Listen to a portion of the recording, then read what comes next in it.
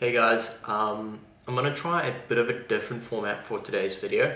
I'm actually going to try and type and record a bit of my screen and then kind of see how that pans out. So definitely let me know down below if you prefer this format or if you want me to just record a video of me talking. I think this could be pretty beneficial though, because you can just screenshot whatever I'm doing and actually have it there in front of you. I think it's probably a little bit easier to learn from and to get stuff just down. Now, I wanted to make this video because I think a lot of people watching this will be either under 18 or just turning 18. Now, bear in mind, I had my first official business, I guess, when I was 11. So the problems that I'm going to talk about today is pretty much I've gone through every single one of them, and pretty much I've messed up in every single one and gotten caught, whether it's legal, whether it's just messing around. Literally, I ended up having to get on a flight from South Africa all the way to the UK just to fix one of these problems. So yeah, just all I can say is this is a really, really important video if you are under 18. I do just want to say that it's not an excuse if you're under 18 and you want to start a business. This should definitely not be an excuse at all. It's definitely possible. There's just certain things that you have to be aware of going into it, and you have to be a little bit more creative than most people. And that's fine. That's just, the more creative you are, ultimately, the more it's going to help you out in business anyway. So the first thing that I want to talk about is payment processes. Now, if you're watching this, I'm fairly sure that you most likely are going to have some form of online business, whether that's a social media marketing agency, a dropshipping company, your own clothing brand, whatever you want to do.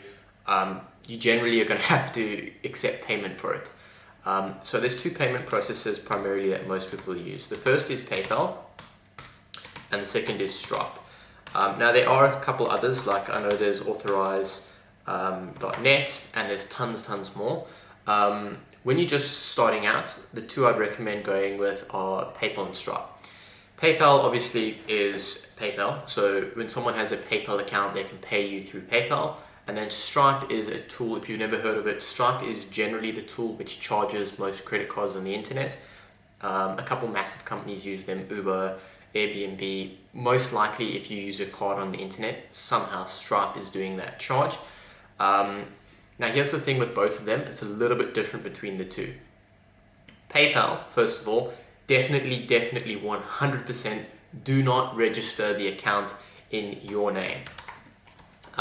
You definitely want to, in fact, let me just say, register, I'm spelling everything wrong here.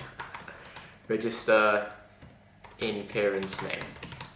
You definitely want to do this. And the reason why this is very important is because PayPal has this policy where legally they are able to freeze your account for breach of their terms. So what could happen is, let's say you have $10,000 in the account. If they pick up that you are under 18, you are breaching their terms. So effectively, they just freeze the account. So you cannot get hold of that money. You can phone them, email them. Literally, they're going to tell you for 180 days, they cannot help you. So literally, that money is gone for 180 days. And most often, you need that money to pay suppliers or to do whatever. So just register it in a parent's name or a grandparent or a friend who's over 18. It doesn't matter. Just put it in someone's name who's over 18. Stripe's an interesting one. So Stripe actually is really helpful with this, and I think it's because they started to have so many problems. But what happened is I register all my Stripe accounts in my name. As soon as you start doing the first couple transactions, what they will do is they will send an email and freeze the account All right, so the same way that PayPal does. The difference is they're literally going to say that we need your parent to write a signed letter saying that we authorize our child to go ahead and do whatever he's doing and sign it. And then what they do is, as well as send a copy of an ID. Once you send that over to Stripe, then they literally will just unblock it, and then they just change the ownership of the account to the parent. So generally, I've found that it's not a major issue. It just causes a 3 or 4 day delay. So that's that. Now the next thing is Shopify and softwares. Now if you're doing drop shipping or an online store, you most likely are using Shopify, or if you're doing some other software. What I would do is I would say register it in a parent's name. The reason for this is most softwares, including Shopify, when you sign up, you'll see it generally comes up with those terms of service, and it says click this box to say that you agree. We're going to get into this just now, but legally, until you're 18, you cannot agree to terms of service because it's a contract. So what will happen is as soon as you start doing certain numbers, Shopify in particular is going to reach out to you and say, can we get your social security if you're in the US, or some form of ID verification to make sure you are who you are. They do check it. So if you give something that is under 18, they are then going to block the account at all. Or depending on where you're at, they're most likely going to say, okay, just register it and transfer it to a parent or someone who is under 18. But just to solve the hassle and not waste time, I would just put it in a guardian's name. But the nice thing about Shopify in particular is it will be under your name. So let me just say Shopify will be under your name. This is because on Shopify you can have certain accounts for one account. So it's the same as on a computer, you can have multiple users. Shopify and most softwares, whether you're using some form of ClickFunnels, etc., it's the same sort of issue. So when you log into your store, it will still say your name. So that's not a big thing. Now, legal contracts, this is important. You cannot sign under 18. So this is something most people don't realize, but a contract signed by an under 18-year-old will not stand up in court at all. So literally no judge will accept a contract signed under 18, because until you're 18, you don't have the right to do that. So if you are making a deal with a certain business partner or whatever you're doing, if you're signing a contract which you want to fall back on, if you are 18 if you're under 18 when you sign the contract, literally courts will not uphold it. So you need to be really, really careful when you're getting into certain deals. A whole lot of issues here can come into play. The good thing though is what happens is you can do something called a cosign. Alright, so a cosign, not C-sign, sorry. A cosign is essentially when someone who's over 18 comes and signs as collateral or signs on behalf of you. So assuming, let's just talk about a simple one that generally happens. If you want to rent your own apartment, most people who rent apartments and landlords won't sign or rent with someone under the 18 because of this. But what they will do is allow someone to co-sign. So you still sign the contract saying, yes, you will pay X amount every month, but a parent or guardian or whoever co-signs, meaning if you cannot pay that amount, the landlord cannot go after you, remember, because the contract technically is not valid. So then because they co-signed, the landlord or business partner can go after this person. So technically they are kind of liable for whatever you're signing, but not really, because you still the primary signature as long as nothing really goes wrong. So speak to a parent or whoever you need to get this through.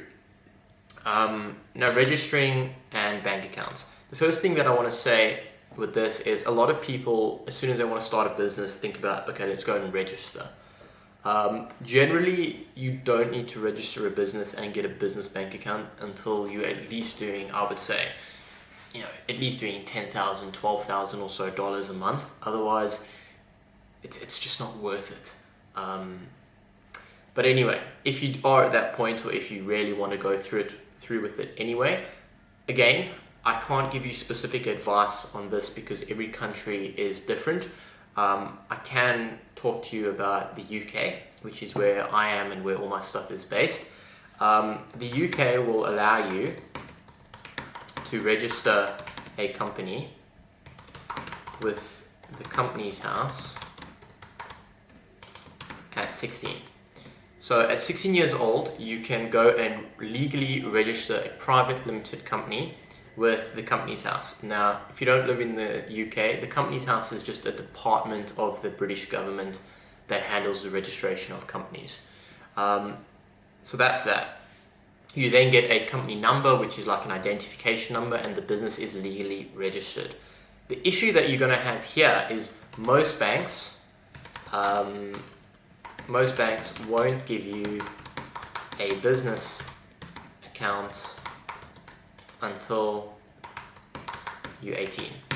Now, this is by far one of the stupidest things I've ever seen. I have no idea why this exists, like, at all. This is the thing that I had to fly to the UK to sort out, because I don't know why there's like a legal thing. I'm sure someone's made a mistake here, but I don't know how you can register a business at 16 but not get a bank account until you're 18. Like, it doesn't make sense. Maybe it's different in the US, I don't know. But that's anyway the problems that you're going to have in the UK. Now, again, what will happen is if you speak to various banks, some of them are literally like, we can't help you. Others will make a plan. I think it also depends on how much revenue you're doing, obviously, because the more you make, the more effort the bank should put in. But what will happen is, I would recommend, I don't know if I can say this, but screw it, I'll say it. I would recommend going with Lloyds or Barclays, at least in the UK for this. Barclays in particular is really helpful. What they will do is they will open you a business account. You will be the primary register person on the account, but to get a credit card, you will have to be 18. So you're not going to be able to get any credit, but to get a debit card, you just need a cosign.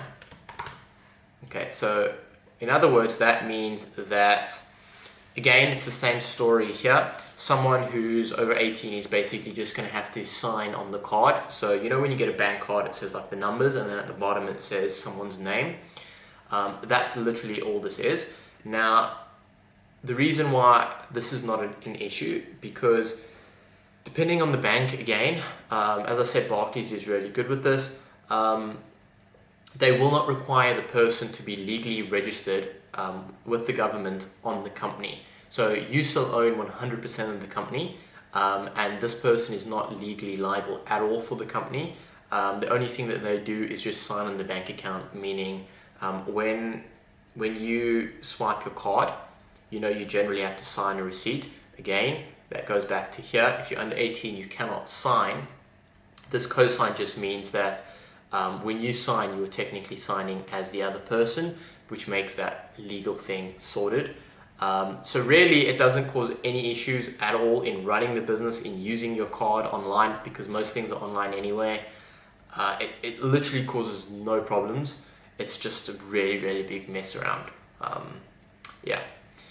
The next thing is taxes. Taxes is a big thing that a lot of people ask me about. Now, with this, I want to say, don't stress about it until you're earning. And I want to say this because a lot of people, as soon as they start a business, they like, what's happening with taxes, and they generally tend to freak out a bit here. And definitely think about taxes. You have to pay it. You're not going to get around not paying it. There's ways to limit it, but you're definitely not going to be able to not pay it at all. And if you try and do that, you will be screwed over 100%. But yeah, so how this will work is, this is the main reason why I said you want to get a business account, because then you can do business charges to it to lower your tax threshold. We'll do that in another video though. But essentially, anyone who's earning can be taxed. So again, I don't know what the specific laws are in your country. I'm just speaking out of my general knowledge. I think that this applies pretty much to most of the world. But essentially, as soon as you earn over a certain amount, you can be taxed. So whether you're 2 years old, 5 years old, 18, doesn't matter. As soon as you earn over X amount, you will start being taxed. So depending on what you're earning, you want to just pay the tax rates there. And then obviously, all businesses are taxed.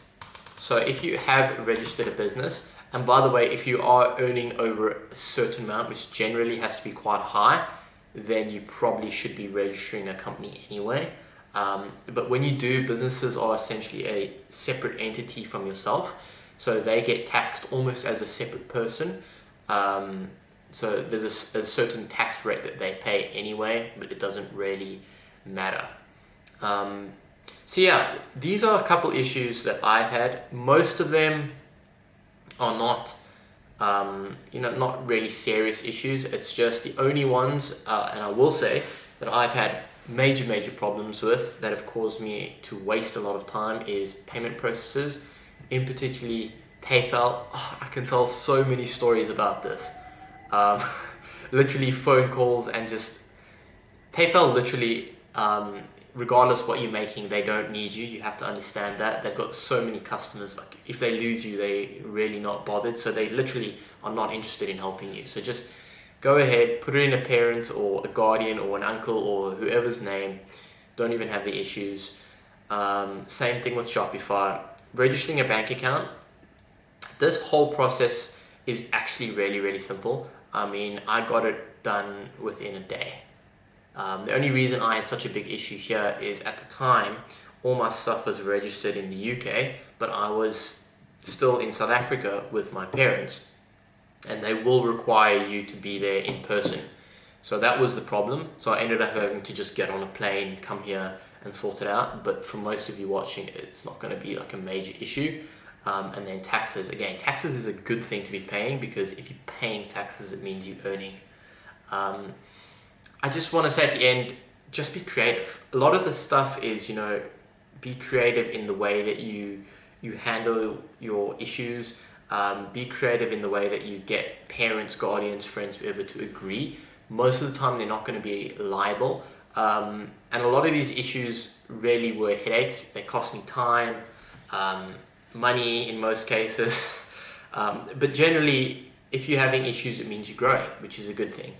So don't let it hold you back. Regardless of your age, still go for it, because at the end of the day, most businesses and tax registrars and governments and people are not really interested in your age. They're interested in the business and what's actually happening. So just go for it, guys.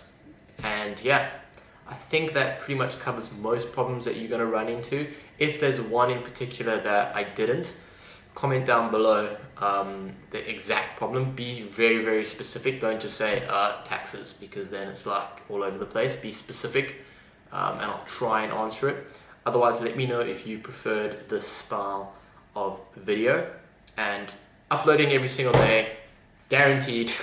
I'll see you guys tomorrow.